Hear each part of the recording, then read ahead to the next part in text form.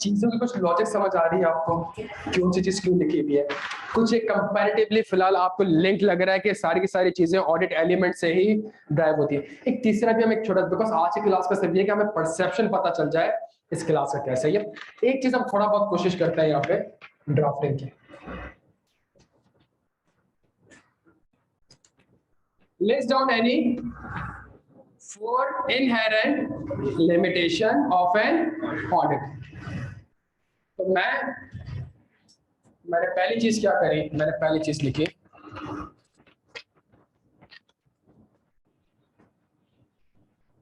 FS prepared in accordance with IFRS that involves जबरदस्त that involves estimates and दूसरा point मैंने लिखा management may not provide all information। इसका के दो वर्ड लिख दिए, या तो इंटेंशनली, अगर कोई चीज इंटेंशनली वो आपको नहीं दे रही इसका मतलब है वो क्या कर रही है, एरर और फ्रॉड के बीच में बुनियादी फर्क किस चीज का है, इंटेंशनली या unintentionally.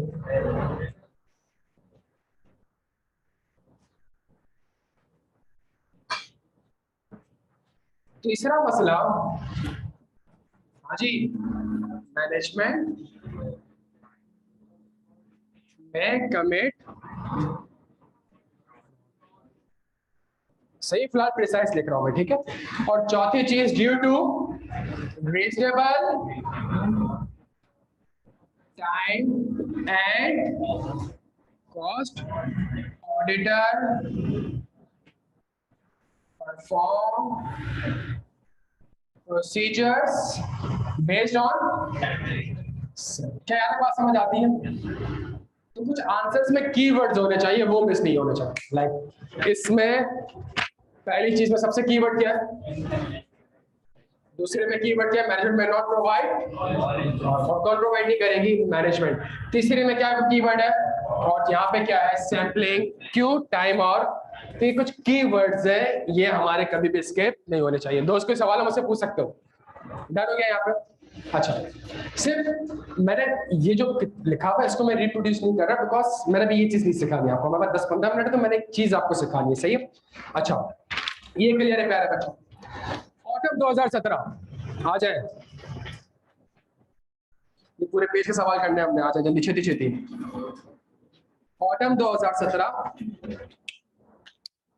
in response to an audit engagement letter sent to Roof Limited, एक कंपनी को आपने एंगेजमेंट लेटर भेजा। एंगेजमेंट लेटर क्या है, इसको थोड़ी देर स्किप करें।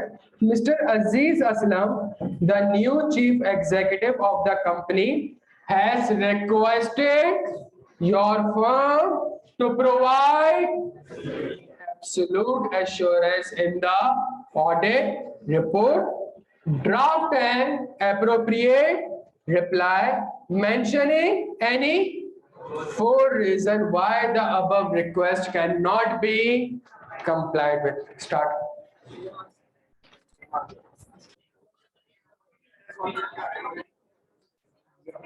सेम आंसर नहीं है, हाँ भाई देखा अब सर, ये क्या, ओपन बुक किताब सामने है, अभी लिखा है, सवाल चेंज होगा, आपका आंसर लाजमी चेंज हो रहा होगा। और ये भी, ये पहला सवाल करा प्योरली थ्योरी बेस्ड क्वेश्चन, दूसरा सवाल करा लेकिन ये सिनेरियो बेस्ड क्वेश्चन की सबसे आसान नस्ल है। और ये आसान नस्ल क्यों है, बिकॉज इसमें अगर आपने कॉन्सेप्ट पिक कर लिया तो आपके लिए आसानी है कि आप पॉइंट्स को रिप्रोड्यूस। सिनेरियो बेस्ड क्वेश्चन के आगे जाके हम देखेंगे 3-4 लेवल्स होते हैं, सही है, जिसमें आपको सिर्फ आंसर को प्रोड्यूस नहीं करना होता।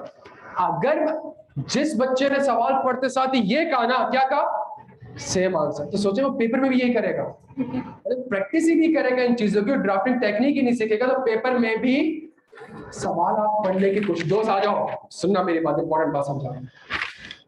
Draft an appropriate reply mentioning any 4 reasons why the above request cannot be complied with। मैं कहूँगा the above request cannot be complied। क्यों?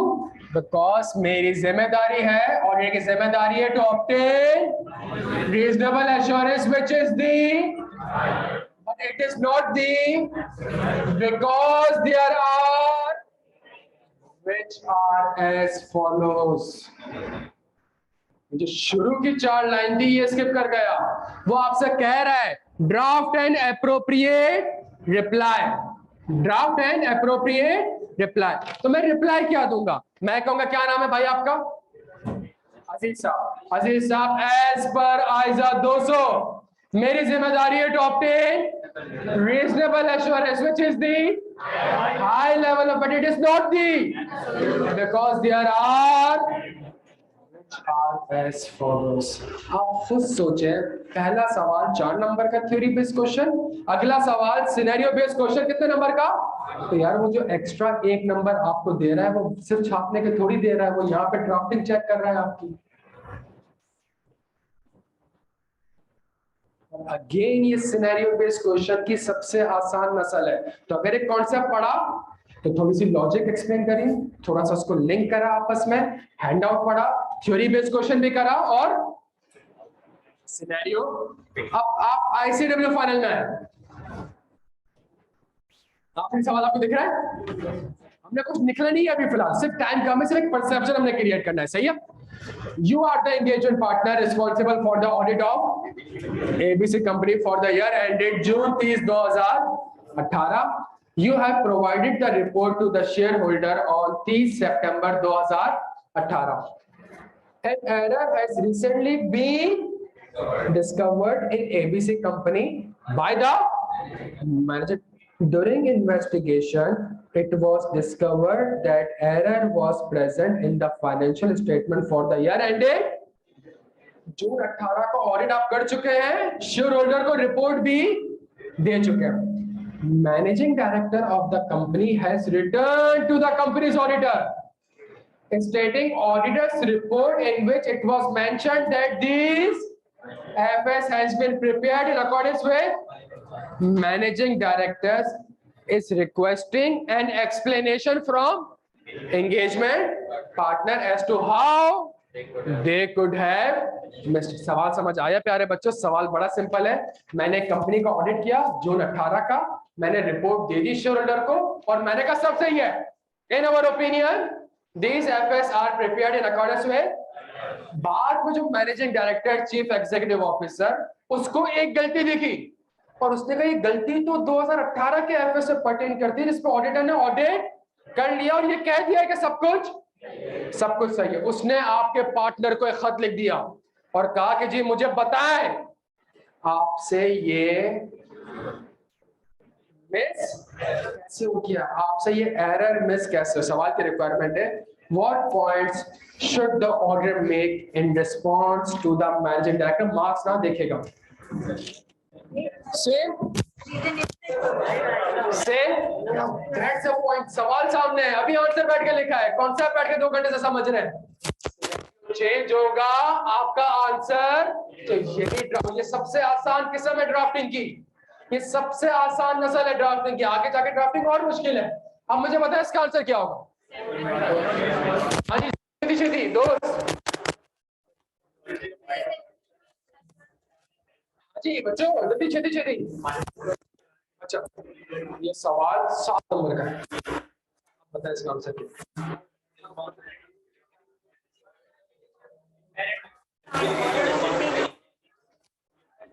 बच्चों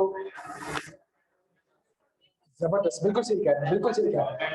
हाँ जी ये वाली लाइन आएगी, ये भी आएगा। सेकंड वर्ड कौन सा, ये तो लिख दिया ना, इसी में कवर हो गया ना, ये सारा लिख दिया। अबे वो मुझे कह रहा है मुझसे मिस कैसे हुआ, इस दुनिया में पहले कौन आया है। तो मैं सबसे पहले तो उसको बोलूंगा, क्या उसको याद दिलाऊंगा, management is primarily responsible to prepare FS in accordance with and to provide all the information to the auditor. और मेरी जिम्मेदारी है to obtain reasonable assurance which is the, but it is not the, because there are which are as follows। जब सवाल में आप गए तो आपने कहा यार मुझ पे चिल्ला रहा है, मुझ पे उंगली उठा रहा है, तो उसको मैं याद दिला दूं कि इस दुनिया में पहले कौन आया है। मैं आया हूं या ऑडिटर आया है। इसलिए पहले कौन आया? मैं आया हूँ कि मैनेजमेंट आई है? अगर मैनेजमेंट इस दुनिया में पहले आई है प्यारे बच्चों, तो मैं तो आपको कहूंगा जानी, जिम्मेदारी तो आपकी थी to prepare FS in accordance with IFRS. अब आप सोचें, आपका पहला आंसर आपका दूसरा आंसर यहां से होगा, और आपके तीसरे पैराग्राफ में अब लिखा हुआ आएगा फॉलोइंग आर दी। 3 सवाल करें, तीनों के आंसर में एक चीज कांस्टेंट थी, क्या? लेकिन सवाल देख के, सिनेरियो में इन्वॉल्व होके, सवाल को समझ के ही असेस करना पड़ेगा हमने कौन कौन से पॉइंट्स लिखने हैं। सिर्फ समझाया है मैंने आज की क्लास में, हमने ड्राफ्टिंग आज नहीं करी, ड्राफ्टिंग समझाई, टाइम थोड़ा शॉर्ट है, 4 बज चुके हैं, ताकि ये पता चल जाए कि अगर एक कॉन्सेप्ट है ना, तो उसके ऊपर थ्योरी बेस्ड क्वेश्चन कैसे आ सकता है, उसके ऊपर सिनेरियो। और जब तक चीजों की लिंकिंग नहीं होगी प्यारे बच्चों, आप कभी भी पॉइंट्स मेंशन, अगर आपकी सोच सिर्फ यहां तक जा रही है तो आप ये 2 पॉइंट्स मेंशन, तो ये तो एक आइजा के अंदर अगर मैं लिंक नहीं कर पा रहा, तो सोचे आगे जाके जब हम 20-25 आइजास पढ़ लेंगे और वहां से हम एक सवाल करेंगे फाइनल का, एक सवाल 12 नंबर का और 15 आइजास एप्लीकेबल हो रहा है उसके अंदर, तो कैसे हो जाएगा? वो ऐसे ही होगा जब हमें चीजों का कॉन्सेप्ट पता होंगे और चीजें आपस में लिंक होंगी। क्या यहाँ तक बात समझ आ रही है बच्चों? क्लियर है हम सारे? यहाँ पे कोई सवाल हो मुझसे पूछ सकते हैं? हाँ जी, sorry,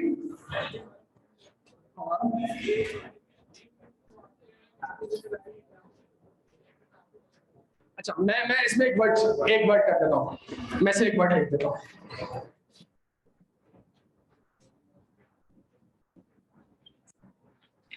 Management has the primarily responsibility to prepare। इस दुनिया में अगर पहली जिम्मेदारी है तो वो किसकी है? मैनेजमेंट की, टू प्रिपेयर एफएस। फिर ऑडिटर की जिम्मेदारी आती है कि उसने एविडेंस ऑब्टेन करना है, रीजनेबल एश्योरेंस ऑब्टेन करनी है, क्या ये एफएस आईएफआरएस के हिसाब से। आप सोचे मेरे भाई, नेशनल बैंक काम के किससे सवाल पूछा था? नेशनल बैंक 1200 ब्रांचेस, लाखों एम्प्लॉइज लेके बैठा हुआ है, सही है? तो और अगर उससे तो अगर कोई गलती निकल आती है एफएस में, तो पहले कौन पकड़ेगा? एससीसी भी पहले किसको पकड़ेगा? एससीसी पहले नेशनल बैंक को पकड़ेगा। मेरे लाख ऑडिटर थोड़ी गए थे ऑडिट करने के लिए यार। उन लाख बंदों को आप 25 अरब रुपए का पेरोल एक्सपेंस पे करते हो, मुझे आप 20 मिलियन 2 करोड़ रुपए की फीस पे करते हो। तो आप समझे, एक तरफ आपके जो बंदे बैठे, आप प्राइमरीली रिस्पॉन्सिबिलिटी किसकी है? मैनेजमेंट की। क्या यहाँ तक बात समझ आती है बच्चों? क्लियर है? तो आज की क्लास में हमारा ओरिएंटेशन भी था, कुछ कॉन्सेप्ट्स भी थे, ग्रेडिंग भी थी, और एक एटलीस्ट आपको परसेप्शन समझ में आ गया होगा कि यार सब्जेक्ट का कंसिस्टेंसी दिखाइएगा प्यारे बच्चों। एक छोटी आखिरी बात, रिजल्ट तक ये वेट ना करिएगा कि पता नहीं ग्रुप ए का पर्चा पास होगा कि नहीं होगा, या ग्रुप बी का पर्चा पास होगा, दोबारा के पास हो जाए। लेकिन अगर आप अभी तक उसी माइंडसेट में चलेंगे, और अगर इंशाल्लाह पास हो गया और ये 1.5-2 महीने आपने जाया, तो फिर तो इन पेपर्स में लाजमी फेल होंगे। 4-5 महीने बाद आपके पेपर्स हैं, 5 महीने से अगर आप अभी 1.5 महीना जाया कर दोगे प्यारे बच्चों, अक्टूबर, नवंबर, दिसंबर, जनवरी, फरवरी, 5 मंथ से हमारे पास, सितंबर तो एंड पे ही है ना, 1 सवा महीने पहले कोर्स कंप्लीट करना है। तो इन 4 महीने में से भी अगर तुम 2 महीने इन सारे चक्रों में जाया कर दोगे प्यारे बच्चों, तो बहुत बड़ा क्या कहते हैं ब्लंडर करेंगे आप। टाइम जाया ना करें, सीखते रहे, इंशाल्लाह फायदा होगा। अपना बेहद ख्याल रखिएगा। थैंक यू सो मच मेरे प्यारे बच्चों।